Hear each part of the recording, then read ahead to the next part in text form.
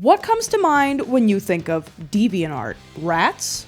Bondage? Some kind of weaponized autism? What if I told you that for 3 years, that was literally the case? In the summer of 2010, one artist created the single weirdest thing ever uploaded to DeviantArt. 11 BDSM drawings of cartoon rats being mummified and transformed into ham and cheese slaves. A collection of artwork so cursed, it's been crowned the Dark Prince of DeviantArt autism. But how on earth does a person figure out that this is their fetish, if it's a fetish at all? And did the artist who unleashed this thing ever escape that Olive Garden? This is the legend of the DeviantArt rat meat guy.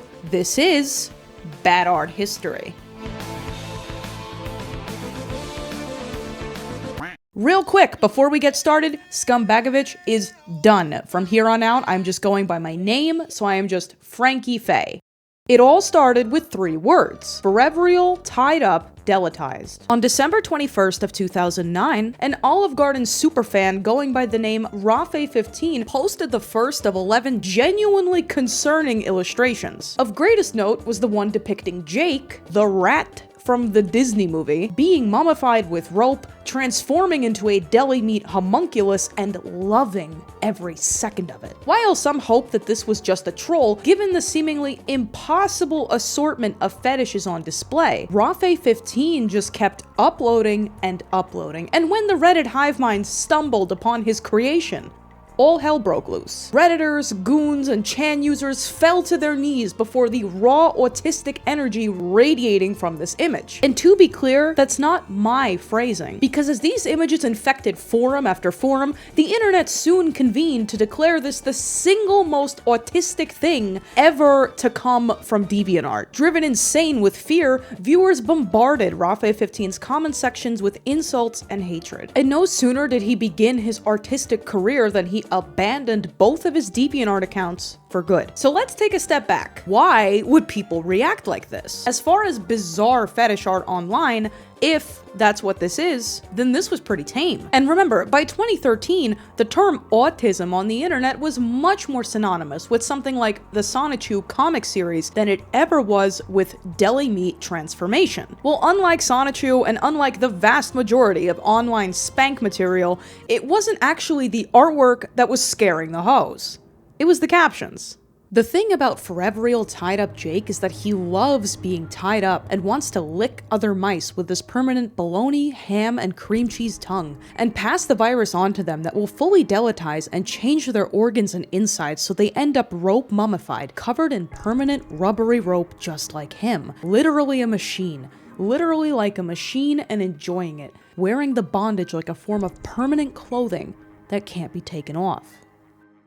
There is a lot to unwrap here, so before we can explain what's actually going on, a quick timeline. Winter of 2009. The original 11 illustrations were uploaded starting December of that year, but they didn't see the light of day until one DeviantArt user stumbled upon the tied up Justin caption. Traumatized and wishing to infect the rest of humanity with this knowledge, which, I kid you not, is actually part of this fetish, the anonymous user posted the full caption to operatorchan.org. Commenters resoundingly agreed this felt sexual and creepy. Over the following months, deletization art became a frequent flyer on DeviantArt cringe threads on sites like NeoGAF and Something Awful. Tied Up Jake himself became a minor celebrity, with a cult of internet terrorists ready to paste the caption anywhere they went. This thing was appearing on Steam discussion pages, comment sections on random blogs, and even on educational resources about the otherkin community. The community of 12 to 15 people who identified as non-human animals.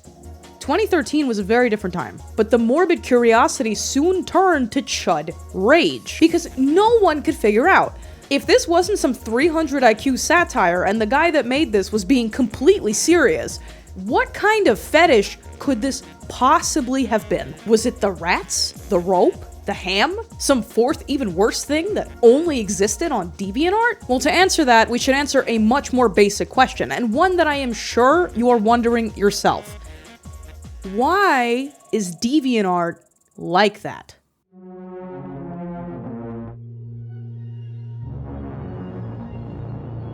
DeviantArt is an art-sharing website that, by the mid-2010s, developed a horrific reputation for being a psychological horror fetish thunderdome with the occasional very nice piece of art. But it didn't get that way overnight. Launched on August 7th of 2000 as a hub for custom software skins, it was originally a completely different website. But in a decision that probably keeps him up at night, co-founder Matt Stevens saw the massive potential in offering artists a central website to upload their work. And by November 2006, a recognizable version of DeviantArt had taken shape. As word spread and the site grew a burgeoning user base, numerous subcultures developed. Among them otakus, furries, bronies, people who made genuinely upsetting art of Disney characters.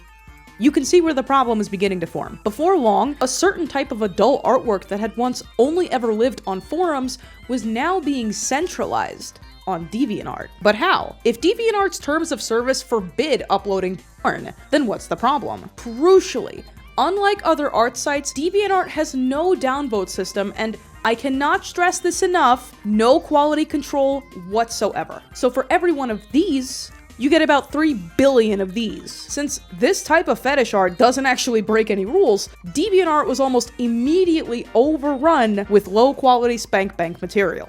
It never had a chance. And here's where we get to the root of the problem, because if you take fetish art out of context, a lot of the time, it can look incredibly funny. Some may even describe it as cringe. Now this brings us back to the rat meat thing in 2013. At that time, DeviantArt cringe compilations were all the rage, and what could be more classically DeviantArt than bondage hypnosis rat deli meat transformation art? Though many suspected that this was just too perfect to be real, luckily for us, Rafe15 didn't just hint at the fact that he had a strange fetish. He quite literally spelled it out.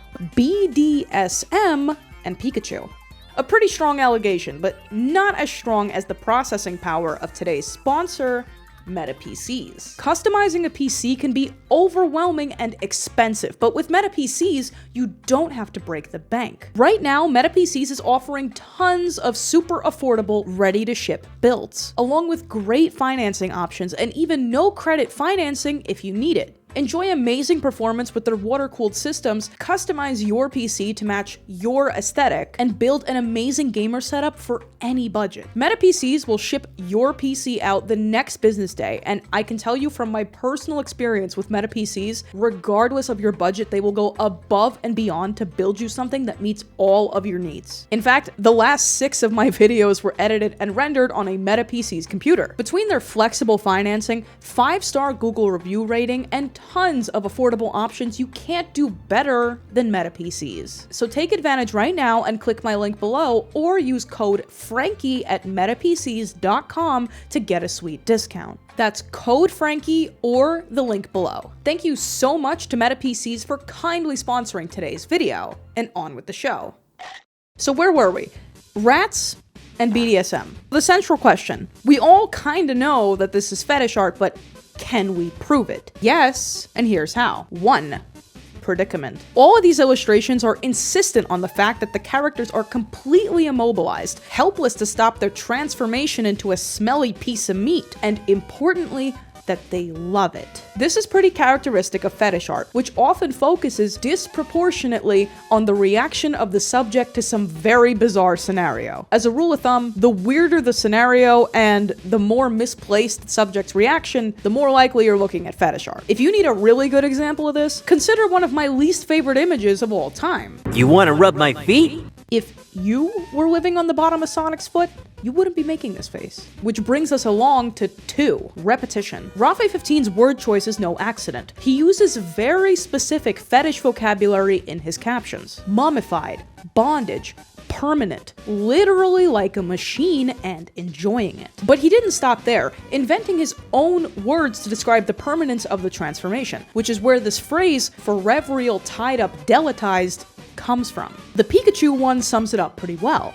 Loves being wrapped up in bondage, so tied up, one word, bound so tightly, so fully deletized. The blood a mixture of ketchup, tomato, pizza, and barbecue sauce, as the blood running through the permanent ham veins, like it just goes on and on. You can literally smell these images. So what's going on here, fetish-wise? Rafe is fixated on a type of bondage called mummification, in which the entire body is tightly wrapped. People who are into this seek out feelings of complete bodily surrender. And according to psychologist and professional gamer wizard Dr. Mark Griffiths, there's a strong overlap psychologically between mummification, claustrophilia, the opposite of claustrophobia, and rubber suit fetishism, which is very interesting given the amount of times Rafe 15 specifies rubbery rope. Now, as for how Rafe, or really anybody on this planet, could figure out that they were into this, it's generally never on purpose. Sometimes you just know, sometimes you're watching a cartoon at a formative time and just something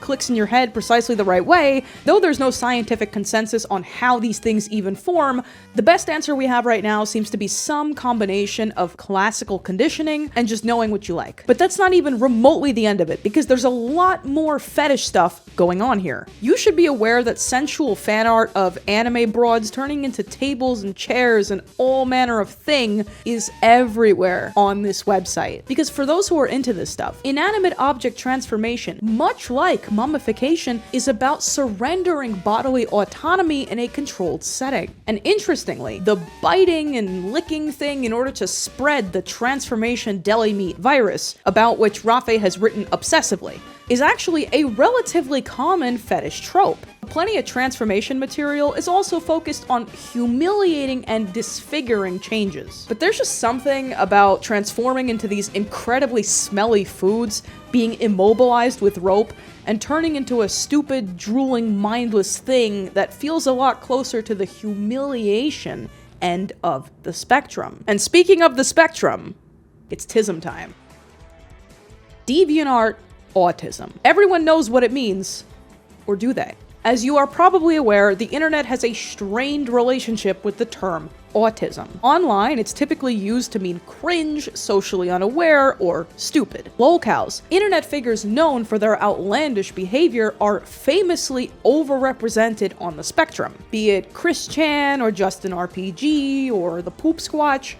Although opinion does seem to be turning on that last one. In fact, Encyclopedia Dramatica has gone ahead and assembled a huge list of noteworthy autistic people, including Bill Gates, Mark Zuckerberg, every person in Finland, and the girl reading this. Now, on the real, autism is a neurodevelopmental disorder. It is not a mental illness per se. It is a fundamental difference in the way a person's brain works. And though it exists along a spectrum, it is typically characterized by social deficits and repetitive, restricted behavior. And it goes without saying that on the more severe end of the spectrum, it presents as a profound disability. Now, weaponized autism, which came from a turn of phrase used in this 2010 Cracked article, has often been used to describe acts done for the greater good by people who weaponize their collective autism in order to track down animal abusers, find real-life criminals, and solve mysteries. But for the time being, if someone online calls you an autist or an exceptional individual, they're not paying you a compliment. So what is DeviantArt autism? There isn't scholarly research on this yet, but from what I gather and from asking autistic viewers of the channel, which is like 90% of you, it seems to be extremely niche interests, like a background character who only shows up twice. Hey pal, you just blowing from Stupid Town? Or a very obscure fetish that uniquely appeals to someone on the spectrum. This can result in spammy, low-quality artwork that to an outsider can look anything from ridiculous to extremely fetishistic. So when the tied-up Jake art hit the forums, for better or worse, virtually everyone who saw it identified it as being a severe case of DeviantArt autism. But wait, cry the Christorians. What about sonichu? In terms of internet art autism, is sonichu not the rightful king? Well, yes, but the fact remains, sonichu did not originate from DeviantArt. The vast majority of Chris Chan's artwork is not fetishistic by nature, with the exception of a few very unfortunate pieces, and the extremely dense writing style is not in service of a fetish. 90% of Chris Chan's writing is just exposition and compliments to the chef. So, to close the loop on this, In terms of DeviantArt autism, Tied Up Jake may not be the single most autistic thing to ever hit the internet, but he is certainly up there. And please bear in mind, people with autism can have fetishes. People can have fetishes without having autism. It's a big world out there. Also worth pointing out during the research, a lot of people with autism prefer the feeling of body pressure, be it through a weighted blanket or restricted clothing. So although people have lobbed the word autism at this artwork and at Rafe himself, I do think it's very interesting to point out that the body pressure sensation is very obviously present in this assortment of fetishes, be it the crushing or the tying or the immobilization with rope. I don't know if that's one-to-one. I suspect that it might be a coincidence. Just happens to be the fetish that lines up with that particular feeling, but I thought that one was really interesting, and this only occurred to me after I wrote the script. And that brings us to our culprit. What kind of person would make this? So some have speculated that rather than a fetish, Rafe 15 may suffer some combination of autism and OCD that causes him to obsessively fixate on several visual motifs. It's probably a little column A, little column B, but to be totally clear, nobody actually knows this. Active on DeviantArt from 2009 to 2013, Rafe 15 is not a fetish artist, but a hobbyist who dabbles in everything from digital art to model building to photography. One of the few existing photos of this guy that we have show him pensively slumped on the floor at an Olive Garden. While no one knows for sure if Rafe 15 has autism, he is obviously developmentally different. And in no way did he deserve the onslaught of name-calling when people discovered his work. Among his entire gallery, the forever Tied Up Deletai series is the most infamous, but vastly outnumbered by his far more normal posts. And though he seems to have been run off the internet completely by April of 2013, voluntarily or no, his legacy persists. Rafe 15's wild imagination inspired a ton of fan art, good and deeply evil. And honestly, whether you get your rocks off to rats, rope, ham, or some combination thereof, so long as you're not hurting anyone, DeviantArt will always have your back. And your meat. Oh, brother, This has been Bad Art History. This video was made possible by MetaPCs. Use code Frankie at metapcs.com or click my link below to get a sweet discount and also really help out the channel. And as always, huge shout out to the patron cells for keeping the dream alive. Now, I have changed my name and I love the name Scum Cells, I really do, but I also need your help coming up with a better fanbase name. No one, I don't know, it's just a hard name to work with. I feel like there could be a Frankie pun, but I have not been able to make one. If you can think of something, please leave it in the comments. I am desperately in search of a new name.